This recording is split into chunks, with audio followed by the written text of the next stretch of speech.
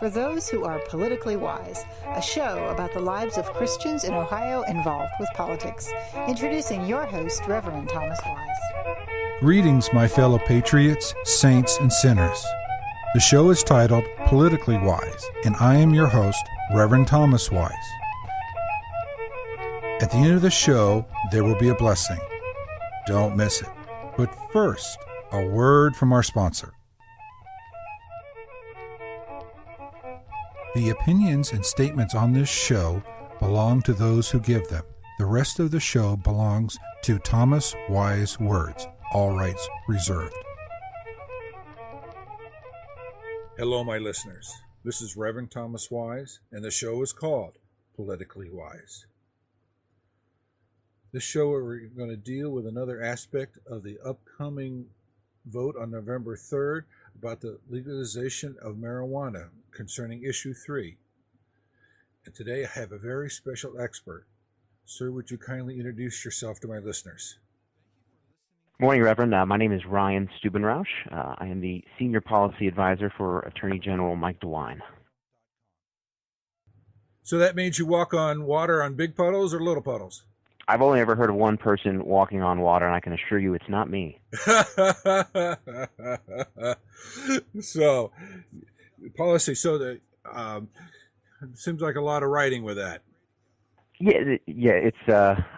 I guess that's sort of surprised me how wide and varied it is. There's a lot of things that are relevant to the Attorney General and relevant to the state of Ohio, and I certainly would not have guessed a couple of years ago that I would be spending months at a time reading and researching marijuana and talking to the AG about that. But thanks to a constitutional amendment that's been proposed, that's part of my job now.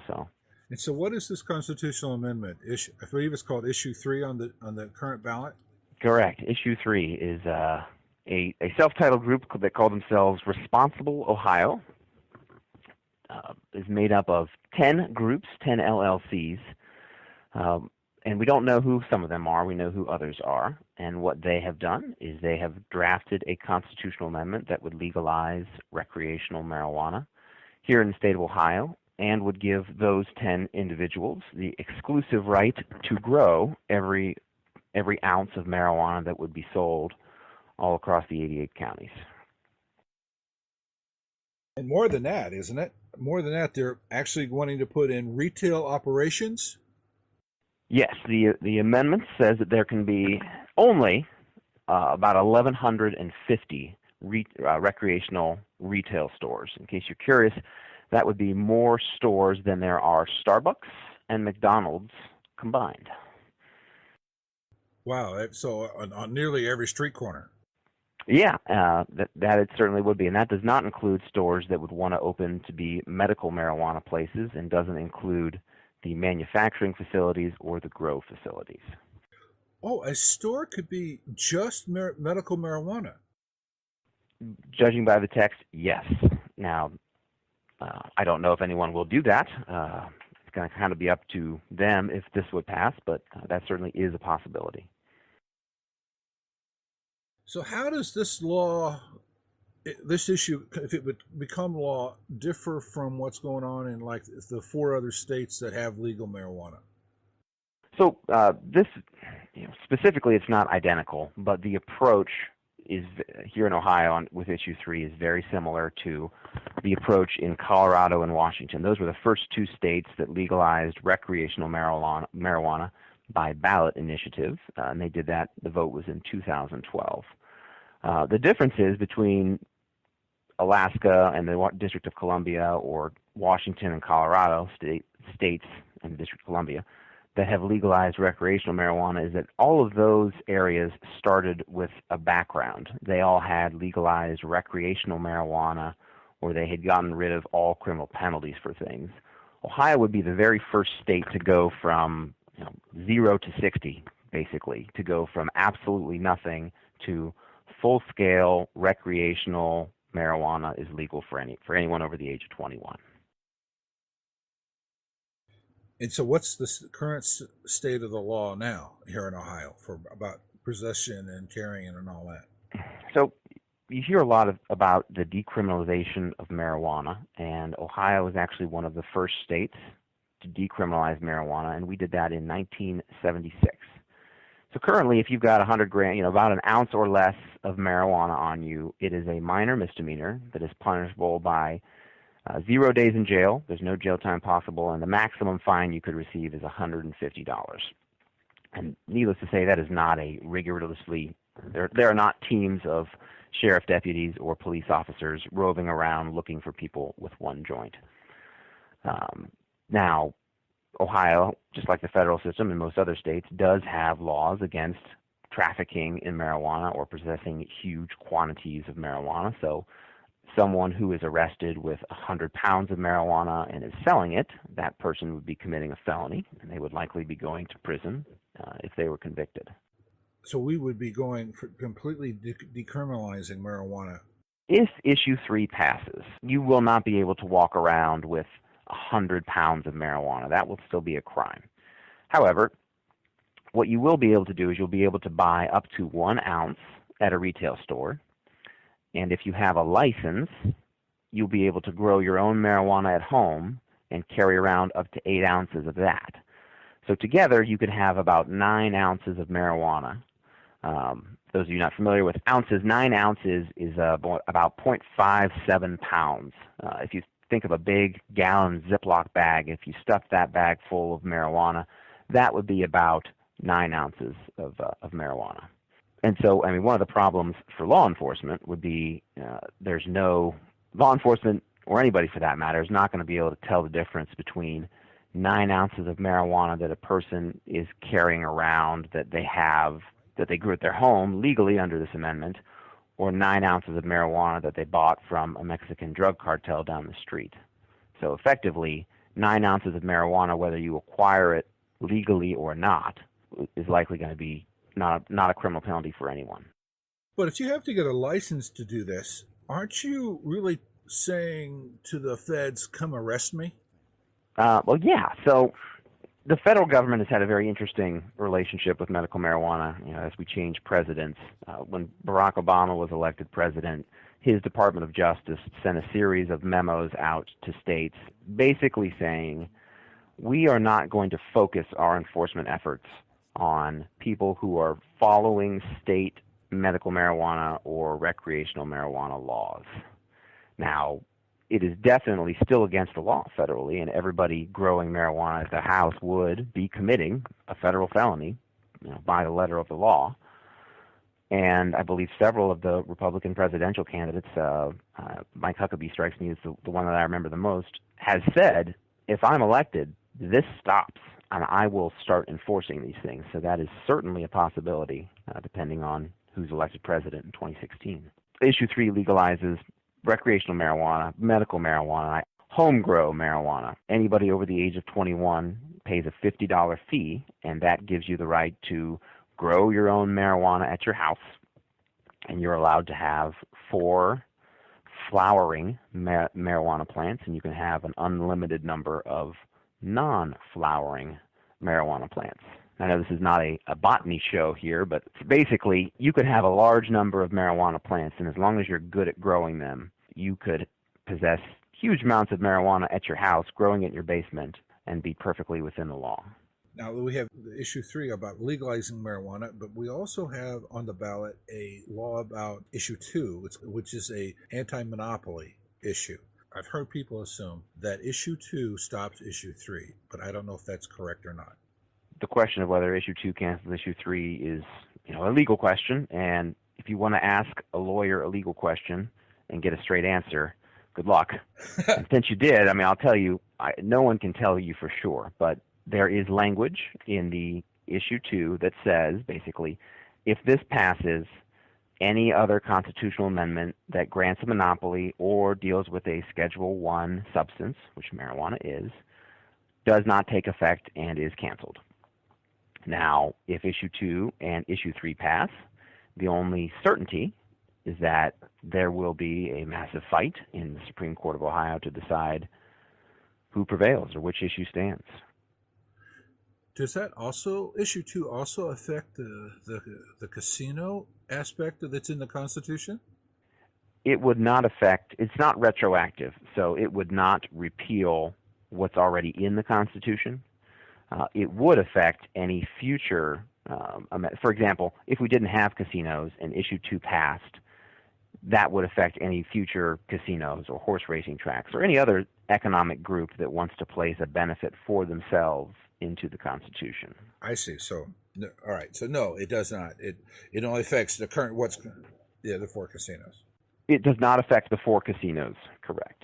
And the rationale for it is, and the Attorney General has said this, outside of all of the litany of problems, societal problems that marijuana has brought to places and recreational marijuana causes, the very, part of his opposition to issue 3 is based on the fact of these 10 groups, who we don't know who completely they are, have written an exclusive right into the Ohio Constitution that will likely easily make them tens, probably hundreds of millions of dollars over the lifetime of this. And there was a revolution fought a couple hundred years ago, and a lot of the things that we hold dear, freedom of religion, freedom of the press, the right to petition your government, when we fought for those things, I don't think anybody thought we are fighting so a group of people can take a bunch of money, enshrine rights that protect them and preserve that money making for just them, and stick that into the Constitution. So the notion that, that's really the core of issue 2 is private citizens or any group of people, if they want to be a marijuana grower, if they want to be anything, a farmer, flower, anything, they shouldn't be able to put something on the Constitution that will grant them a monopoly and the exclusive right to do that thing to the exclusion of everybody else in the state. How much real demand is there for medical marijuana? Now, there's some very interesting, and I think more my view. I think Mike has talked a lot about the same things, but there are. So let's look at Colorado. They legalized medical marijuana. It really started about in 2009, and they after a year or so, they had about 130,000 people with a medical marijuana card. And about 90% of them were males between the ages of 21 and 40. And it's well over 90% of them, their condition was pain. And when we sat down and talked with the people who wrote the regulations and regulated the medical marijuana industry in Colorado, they kind of joked, but very seriously said, if you're going to do medical marijuana like we did, don't bother, because it wasn't medical marijuana. It was just recreational marijuana. All you're doing there in that open of a system is letting anybody who has $100 and can go to a doctor and say, hey, doctor, my foot hurts. And that doctor can just say, well, here you go. Here's your prescription. That's very similar to what we saw with these pill mills that were killing Ohioans and still are to this day, where you would go to a doctor and say, hey, I have this pain. Can I have a script for OxyContin? And obviously, marijuana does not kill people like OxyContin does, but that sort of medical marijuana, according to the people I've talked to and a lot of things I've read, is mostly a front for recreational marijuana. Now, that's not to say that there is not some benefits for medical marijuana. If you have seen the commercials for issue 3, there's a little girl, I think her name is Addison, or Addie as they call her, who talks about how these epileptic seizures she has, and her family moved to Colorado, started treating her with different sorts of medical marijuana, and then since then she has had a miraculous, not complete, but a miraculous recovery. And there's a lot of anecdotal stories out there about this is why medical marijuana is needed and this is why it works. I'll tell you, some of those stories are true. I have no reason to doubt that Addison's story is not true. But in talking with doctors here in Ohio and doctors out in Colorado, the Attorney General and I went out and we spoke with the president of the American Epilepsy Society, who happens to be the chief neurologist at Denver Children's Hospital. And she confirmed that there are several great stories where kids with horrible epilepsy come out and they have some sort of medical marijuana and things get better. But what she told us, and what nobody else, and what they don't publicize, is she told us of more cases of kids who did that same thing and had much worse reactions. Instead of getting better, their seizures would get worse. told us a couple stories about one child who had to be placed into a coma to stop the seizures that she guessed, now obviously she couldn't prove it, she guessed that the medical marijuana was responsible for worsening these seizures. And as she describes it, the problem is, if you think about medicine, a great quote I heard out there is there's two things you don't do with medicine. You don't smoke it and you don't vote on it. And if you think about Tylenol or any pharmaceutical drug, blood pressure medication, cholesterol medication, would you buy your medication that you needed to be healthy from a person who, a couple years ago had been a car dealer who had started up a marijuana manufacturing plant in a warehouse, and he made medicine? I mean, I don't know about you, but I wouldn't. We have medicine in this country that goes through the FDA, and there's rigorous processes and things like that to ensure safety and to ensure that even though something might be great for some portion of the population, if it hurts another equal portion of that population, we have problems. And believe it or not, and this has certainly not gotten any attention, we have medical marijuana here in the state of Ohio already. We have FDA-approved medical marijuana here in the state of Ohio. There is one pill called Drabnol that was approved in the 90s, I believe. It's a synthetic version of THC, and it is prescribed sometimes to cancer patients. Additionally, there are several hospitals, I think the Dayton Children's and Columbus Nationwide Children's Hospital, that are currently doing late-stage clinical trials that are FDA-approved of medical marijuana made by a real pharmaceutical company for kids with epileptic seizures. And those trials aren't done yet, but from what we've talked with the pharmaceutical company and from the doctors, that medication shows real promise and will, assuming nothing goes wrong and the results stay good, will become FDA approved here within a year or so. This stuff would be sold to the public like a Starbucks instead of a pharmacy like Rite Aid. Absolutely. You mean under issue 3? Yeah, if you look at, under issue 3, the medical marijuana, the 10 people that are funding this campaign would grow the marijuana, and then there'd be, somebody would make it into an oil or a cookie or a pill or just the stuff. And then, yeah, you would go into this place and you would say, hey, I talked to my doctor, I got this card, I would like to buy some marijuana. And they'd say, sure, here you go. And that would be it. That person is not going to be a pharmacist. They're not going to be a doctor. They're not going to be trained in drug-to-drug interactions, or they're not going to tell you, hey, you really shouldn't take that with this if you're taking this because that's going to cause problems. It's just going to be, the Attorney General and I walked into a dispensary in Colorado just to see what was going on there, and it's 20, 30-year-old people that look like somebody you would see at a Starbucks. It's certainly not wearing a white coat. It's just a trap. This whole thing seems to be just a trap that for Ohioans to fall into. Yeah, I think that's a fair statement. A legal trap, a moral trap, a medical trap. It's going to cause problems for our businesses, problems for people, anybody dealing with the federal government. This will cause problems for them because it takes forever to get this stuff out of your system. We're going to have more driving while under an influence. Did Colorado have a big increase in DUIs? Yes, yeah, both Colorado and Washington. Those are the first two states that did it, and so those are the most recent statistics we have. So 2014 was the first year that Colorado started selling recreational marijuana. Their largest city, Denver, had a 100% increase in marijuana OVIs from 2013 to the first year they legalized it. They've also seen a sharp uptick in the number of fatal the number of drivers who cause fatal accidents, who test positive for marijuana, is up basically up a third, up 33%. So if you look at before they had marijuana and you look at after they had marijuana, the number of people who are crashing cars and killing themselves or others is up by about 32%. And you saw a very similar thing in the state of Washington. Washington got their marijuana started a little bit later, but the first 4 months of 2015, again, this is almost an identical number, a third of every DUI was marijuana positive. And compared to before Washington legalized marijuana, they had an 83% increase in marijuana OVIs.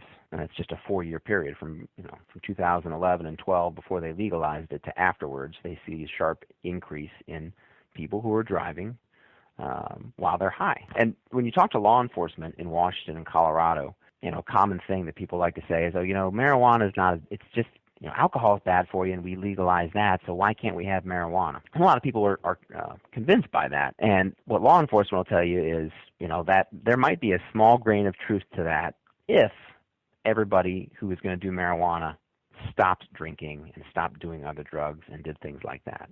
But what they tell you they see and have seen is now when they pull somebody over, they're not just drunk, they're high. And someone who is drunk and high together is far worse than either one of them by themselves. And so the notion that, it's just as bad as alcohol, it's worse than alcohol, and especially worse because the two are typically mixed together, and that causes even more problems. So we're going to have more arrests, more people in jail, more people doing property damage, more people hurting our society, hurting themselves. I mean, we already have a huge heroin problem, and we're not really making society any better here, are we? No, and that's exactly right. And whenever we've spoken with mental health people and drug recovery folks, again, the notion that the issue 3 marijuana supporters would like to say is, if we have this medical marijuana, then no one will do OxyContin and painkillers, and no one will do heroin. And that sounds great, but when you ask folks in Colorado, ask folks in Washington, is that what you see? Again, they chuckle at you and say, of course not. What we see now is people are doing all of the drugs. They don't just stop doing painkillers and stop doing heroin. They're doing the 3 of them together. And, if you want to see a police chief bristle, I remember asking the Denver police chief, hey, is it true that heroin is markedly down here?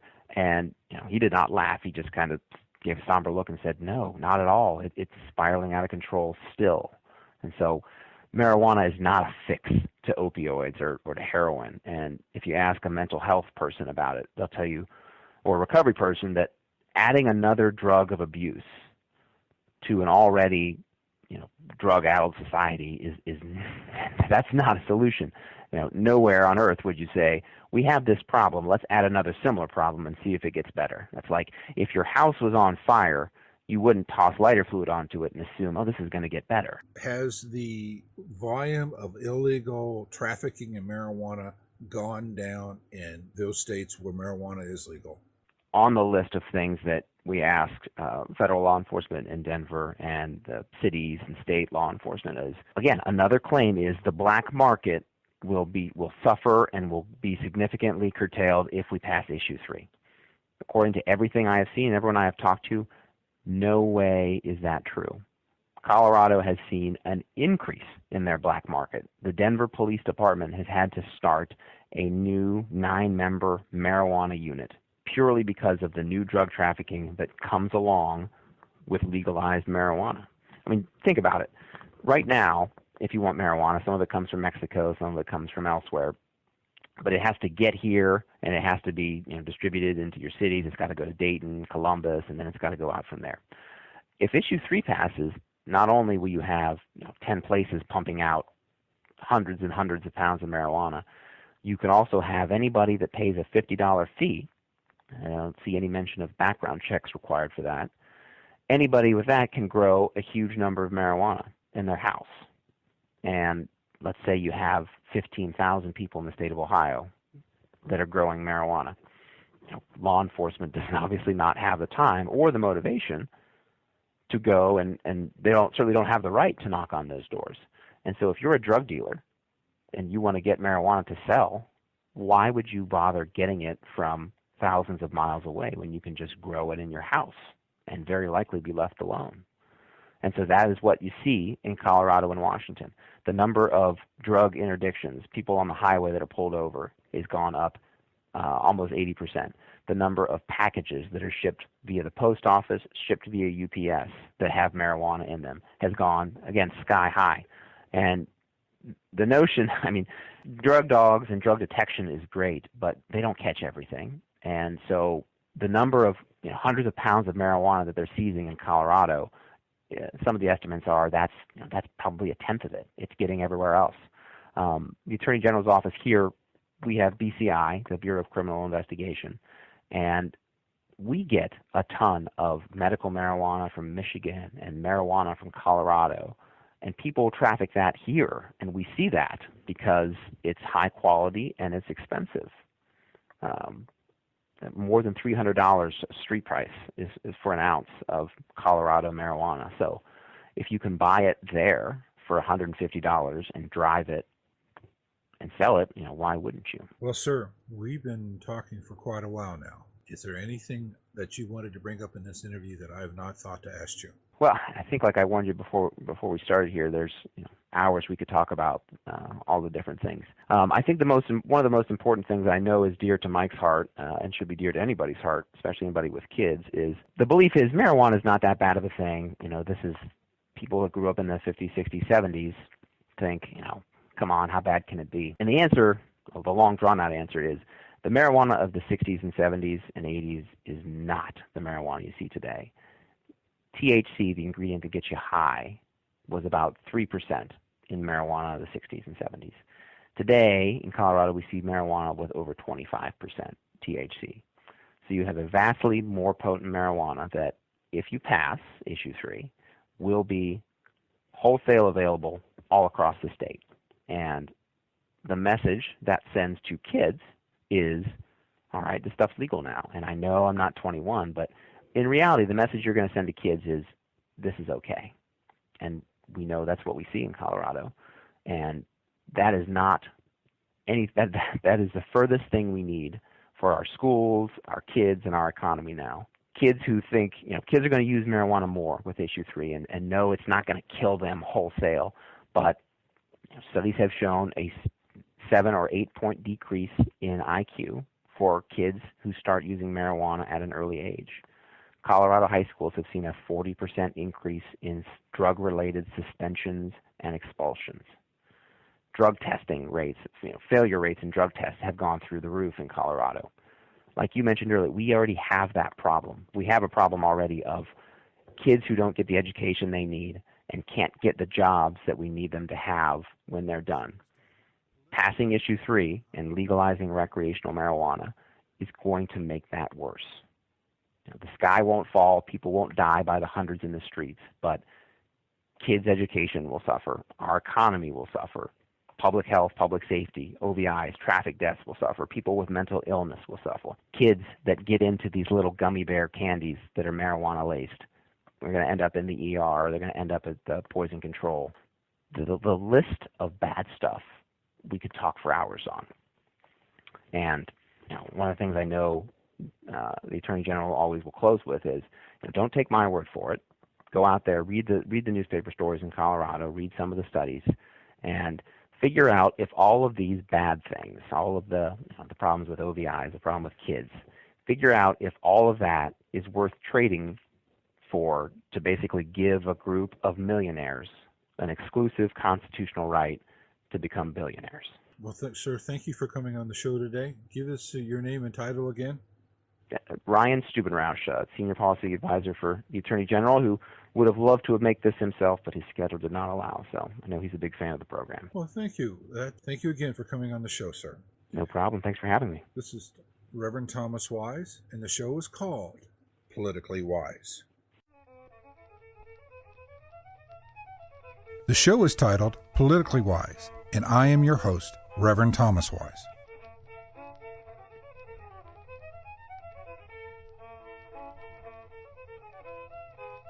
Thank you for listening today. If you want to email me, you may do so at politically.wise@gmail.com. Please like us on our Facebook page, Politically Wise. Now, here's your blessing. Blessings based on Psalms chapter 29, verses 3 through 11. God thunders. God's voice is greater than thunder. God's voice is powerful. God's voice is majestic. God's voice breaks trees and levels mountains. God's voice shakes deserts. God's voice flashes like lightning. When you hear God's voice, may you fall on your knees and give glory. May God give you peace.